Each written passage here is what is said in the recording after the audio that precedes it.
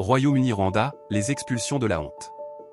Les appels internationaux se multiplient pour exhorter le Royaume-Uni à renoncer à expulser des demandeurs d'asile vers le Rwanda. Après des mois de bataille, le Parlement britannique a approuvé dans la nuit de lundi à mardi ce projet de loi permettant l'expulsion des demandeurs d'asile entrés illégalement au Royaume-Uni, qui doit désormais recueillir le sceau royal ou une formalité avant d'entrer en vigueur. Le gouvernement espère débuter les expulsions dans quelques semaines. Dans la foulée, l'ONU, déjà très critique sur ce projet, a demandé à Londres de reconsidérer son plan. Le haut-commissaire aux droits de l'homme, Volker Türk, et son homologue en charge des réfugiés, Filippo Grandi, ont appelé le gouvernement à prendre plutôt des mesures pratiques pour lutter contre les flux irréguliers de réfugiés et de migrants, sur la base de la coopération internationale et du respect du droit international des droits de l'homme. Le commissaire du Conseil de l'Europe pour les droits de l'homme, Michael O'Flaherty, a qualifié de son côté cette loi d'atteinte à l'indépendance de la justice et aux droits de l'homme. Le Conseil de l'Europe, qui réunit 46 membres, dont le Royaume-Uni, est dépositaire de la Convention européenne des droits de l'homme.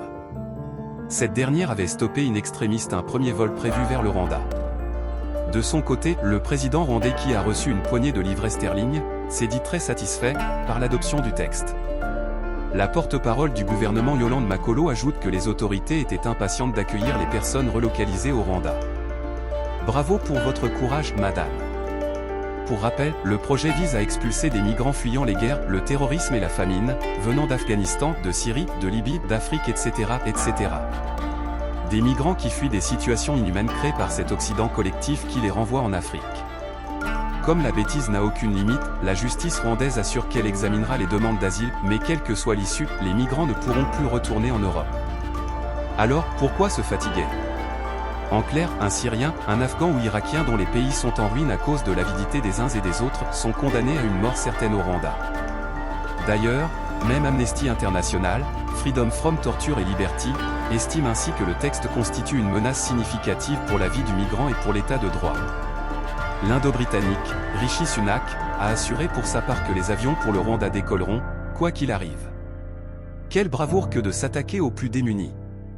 Chose incroyable, dès que l'Occident collectif décide d'une loi inique, d'une intervention militaire arbitraire dans un autre pays ou d'une loi antisociale, il met systématiquement en avant une personnalité issue de ses anciennes colonies. On se rappelle de l'Afro-Carabéen, Colin Powell et de sa fiole d'anthrax, de jus-fruits, à l'ONU, qui a justifié l'invasion de l'Irak.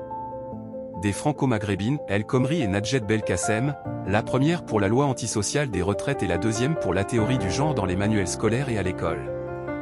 Et la représentante des États-Unis à l'ONU, l'afro-descendante Thomas Greenfield, qui lève la main pour mettre son veto et permettre à Israël le massacre des Palestiniens à Gaza. Frantz Fanon a raison de mettre en avant l'effroyable complexe du colonisé, plus insidieux, plus dangereux et qui peut se perpétuer indéfiniment dans le temps.